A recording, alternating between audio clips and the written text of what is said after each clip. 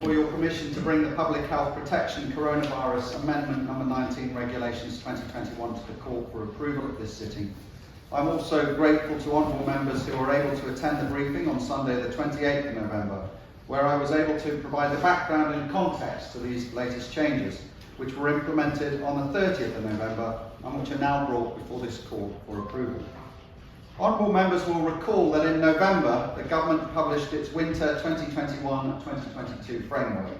The framework sets out the broad approach of government across three levels of response, describing what would be required at each level. Level 1, our base response, the things we all need to do. Level 2, additional responses, the things we may need to do. And Level 3, legal interventions, the things we must be prepared to do, but we aim to avoid. One of the principal aims of the framework was that government would try to avoid the use of legal restrictions and island-wide interventions other than when the health and care services were in danger of being overwhelmed, or a new variant of concern threatened the vaccine efficacy, or there was a significant level of disruption to the island's economic and social infrastructure. During the week commencing the 22nd of November 2021, the UK government became aware of a new coronavirus variant of concern, subsequently labelled Omicron by the World Health Organization. Concerns were raised that the mutations this variant carried may result in increased transmission and/or result in reduced vaccine efficacy, albeit due to the emerging nature of this new threat, the extent of these concerns still remains unclear. We do know, however, that since the announcement there has been a steady increase in the number of Omicron cases identified in the UK and other countries. To date, no cases have been identified on the island through the screening of our pathology laboratory is currently undertaking, but we can't be complacent. Screening will continue and we will act appropriately should a case be identified. We are all too aware of the commentary in the national media and speculation that exists with regards to Omicron, which can be added to the anxiety that people may feel. But it is real-world data that will be important to determine what should be done, and this will take time to achieve. However, another important principle of our winter framework is being prepared to intervene early when necessary. Therefore, despite the true extent of the threat posed by Omicron yet to be fully understood, the initial concerns are clearly sufficient for the government to implement a precautionary, proportionate response to reduce the potential for transmission whilst the variant is properly investigated. As part of this response, the island was moved to level 2 of the winter framework, introducing further measures such as the expectation of wearing face coverings in settings where social distancing is difficult or ventilation is poor. In addition, after full consideration, the Council of Ministers believed it was necessary to introduce some level 3 measures, that is to say legal measures, dealing specifically with the threat posed by Omicron variant that are subject to our debate today. These changes were to the control measures placed on arrivals onto the island and the mandatory wearing of face coverings in health and care settings and on public transport. The changes to the arrivals process consisted of 2 measures. All international travellers who are fully vaccinated or who are able to take advantage of the natural immunity exemption arriving from outside the common travel area, that is anywhere outside of the UK, Ireland, Jersey and Guernsey, must self-isolate and have a PCR test within 48 hours of arriving in the Isle of Man. They must remain in self-isolation until they have received the result back. If they are not fully vaccinated, they will still be required to undergo the 7-day isolation period. All travellers from within the common travel area, regardless of their vaccination or natural immunity status, will have to commit to undertaking a lateral flow test within 12 hours of arrival in the Isle of Man. All arrivals from within the common travel area will be required to make a clear declaration as to their intent and understanding of this new testing requirement on their landing form. Children under 12 years of age will be exempt. In addition, the wearing of face coverings will be required in health and care settings as well as on public transport services. This is due to the potential risk posed by this emerging variant of coronavirus within these environments and will play an important part in helping protect against transmission. People will not be required to wear face coverings in any other settings, including hospitality settings. However, as I have said, as part of the move to level 2 of the winter framework, Face coverings will be expected to be worn in settings where it is difficult to distance and where you mix closely with others or the ventilation is poor. There will be exemptions, including children under 12 years of age, to the requirement for face coverings, which will be underpinned by guidance that will be published. Honourable members, these changes are intended to be precautionary and hopefully temporary in nature. This is of course dependent on how things progress in relation to Omicron over the coming days and weeks. Although we do not wish to impose further legal restrictions on the people of the island, should the position change for the worse or new information comes to light that requires it, we will of course consider what further stronger measures may be necessary. Equally, should the threat rescind from the measures before the Honourable Court today, these can be reduced or indeed removed. Mr. President, I beg to move. The Honourable Member for Rams, Mr. Hooper.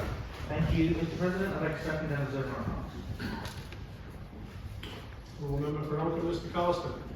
Thank you, Mr. President, and I thank the Chief Minister for his statement this morning. I was wondering if the Chief Minister can just guide me with regard to one of the rules, and that's in respect of the date that's changing from 20th of January to the 31st of March, which is pretty much close, very close to our tourism season started.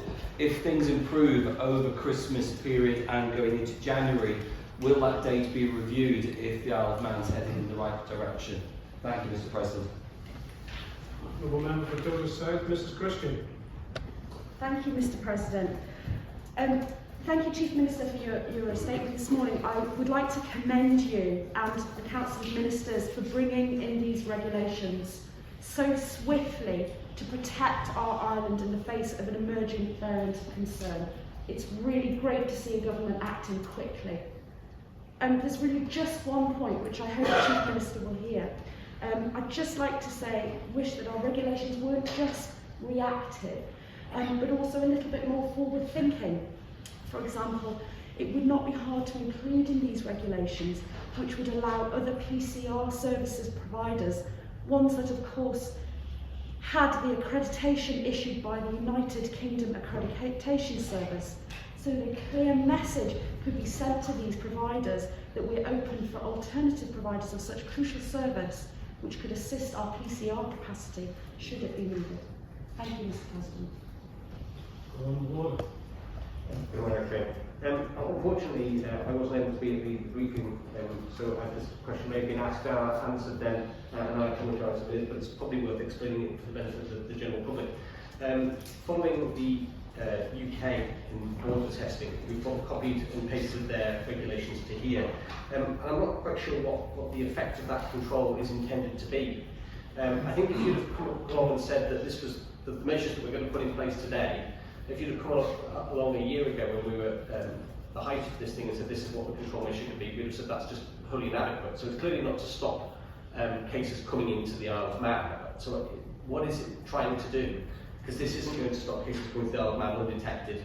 It may stop some, it certainly won't stop most, because the incubation period just won't allow for that. So I'm really unsure as to what the purpose of this taking lateral flow within 48 hours rather than giving it a few days to know whether you're incubating it and then will be showing symptoms a few days later.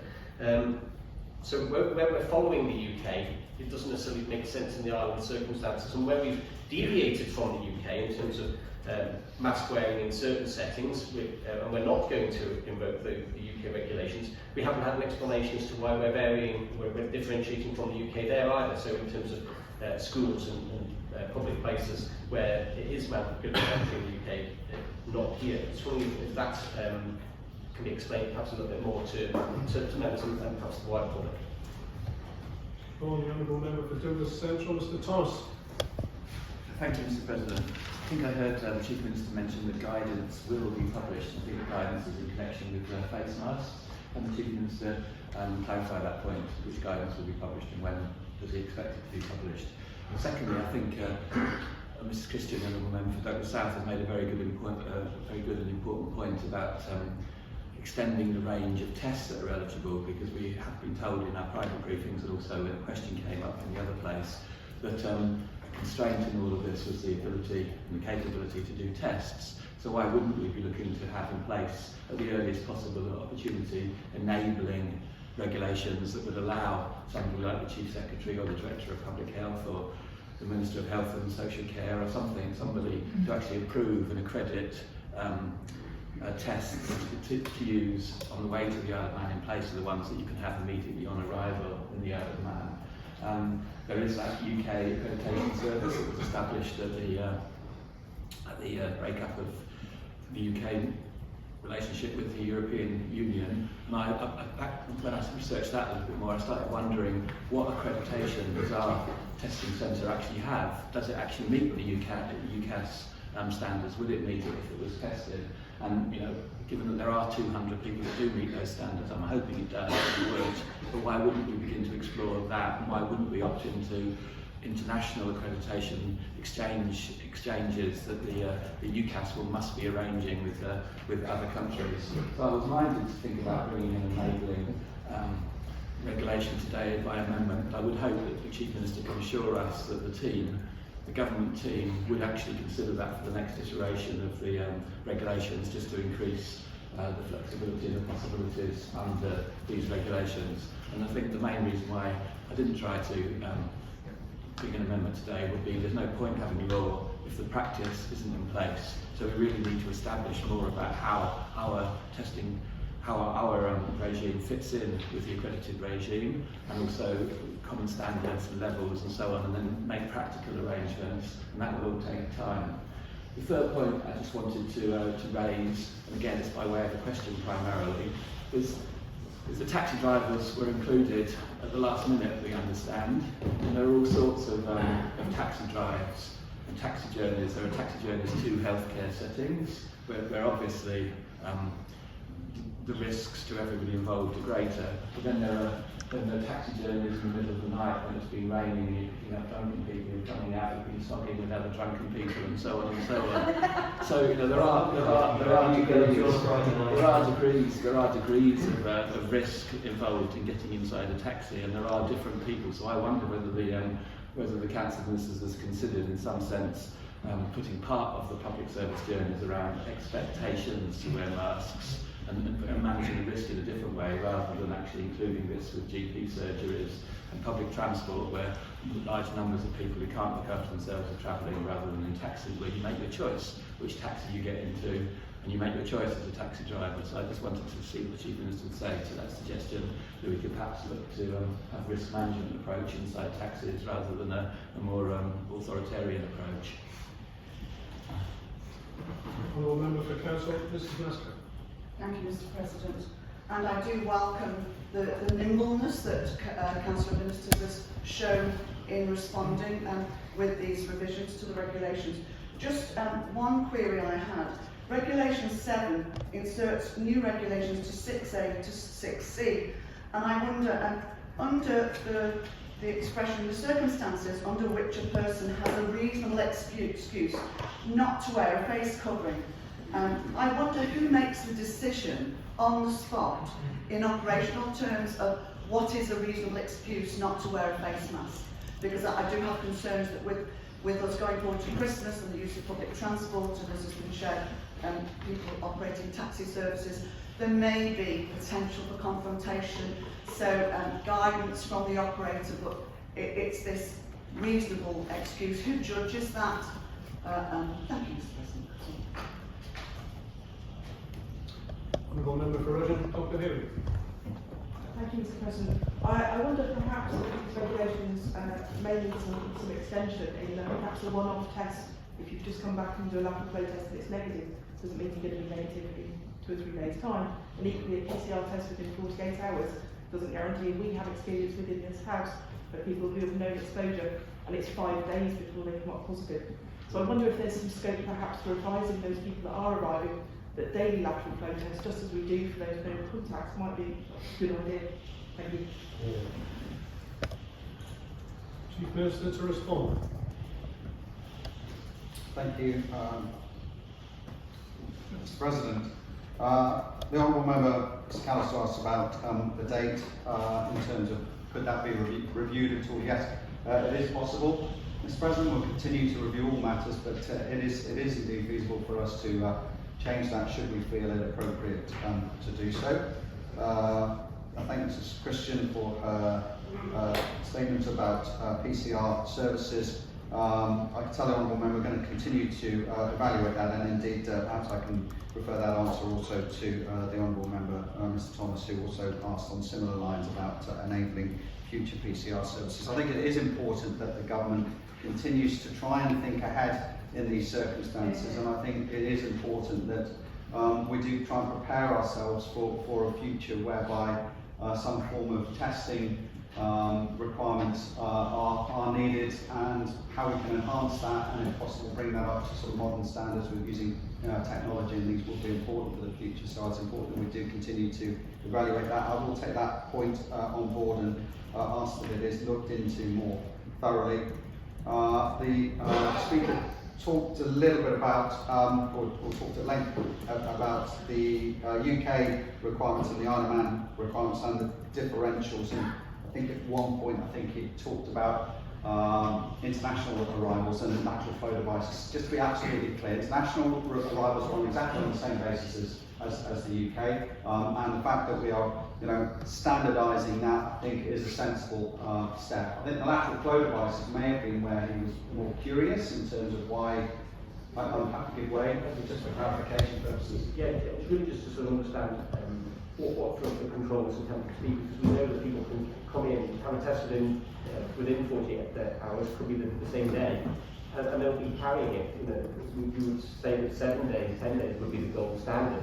So really, what's the risk that we're trying to mitigate? Thank you. Well, it is that very word is just used. Mitigate, Mr. President, is a judgment. I mean, we are in mitigation, we're not in elimination, and we are simply taking what we believe to be reasonable steps from a public health perspective, but also reasonable steps from a personal liberty, economic and social perspective as well. We all accept that coronavirus is present. We cannot eliminate it. We are simply put in step what we believe further measures which will help mitigate cases of coronavirus that are arriving on the island. But most importantly, all of this just try to design to buy us time to allow the world to evaluate what Omicron's potential is for the future, and what potential dangers that might pose to public health. And that's simply really why we put these additional measures. And referring indeed to the Honourable Member for Russia, Mrs. Hayward, who also sort of asked, I think, a similar-ish type question about recommending further testing. Yes, we would always recommend to people to test as much as they can if they feel that they potentially have been exposed. But this is about elimination. It's about mitigation and not elimination. Indeed, the Speaker also says, well, why haven't we, although we brought in actually this enhanced requirement for the CTA, we also referred to, well, we didn't mandate or legislate for mask wearing in retail premises, for example. Again, it's a question of balance. We need to do what we feel is right for the island. And of course, the UK does have cases of Omicron at the moment. We don't have those cases, and our stated intention is to try and work as much as possible with the community rather than have to legislate for the community. And we all accept that this is an ongoing issue, public health issue now, which is likely to last for many, many months into the future, if not some years into the future. And we all need to find the best way forward in terms of trying to live properly with the virus as much as possible without the government interfering. Honourable Member Mr. Thomas asks about the guidance for face masks. Yes, there will be further guidance published this week. He also asked about PCR testing, which I believe I've answered. And of course, finally, with the taxis, we have classified taxis as public transport. I think we've done that for the purposes of clarity, to avoid confusion. I accept in all these instances there's always potentially going to be some points in time where perhaps individuals who may not believe that they should wear a mask. The bottom line is we've brought in this legislation to try and protect the community or mitigate the enhanced risk. And even if they have been out, Mr. President, I would suggest it doesn't take much just to put a face mask in your pocket just in case you need it in whatever circumstances. And bear in mind, those individuals to whom you referred to as having a good night out and possibly a snog also have to get on a bus, may have to get on a bus as well, where equally a mask is mandated. So I think in the circumstances, I'm relatively content that we have taken the right approach. But in all, as always, Mr. President, it is an expectation of law in these circumstances, and of course I think it is a reasonable expectation to mitigate against potential Omicron spread. Mrs. Masker asks a long-standing question actually about reasonable excuse, and I think that judgment is made at that point in time. There's no definitive legal identification of those reasons, but one obviously would be looking particularly at some sort of health reason as to why an individual would not want to wear a mask if mandated to in certain circumstances. I hope that satisfactorily answers the questions, Mr. President. I beg to move. Now, honourable members, we come to voting on this item 3. The motion is as set out on the order paper. All those in favour, please say aye. Aye. Those against, please say no. The ayes have it. The ayes have it. The motion is carried. Honourable members, that concludes the business on the order paper. But I would just like to congratulate and welcome our 2 newest members to the court, Mr. Coates and Mr. Graham. We've just recently elected on the 23rd of November and sworn in last week, and it's great to see the court back to full strength. With that, Council will now withdraw and leave the Speaker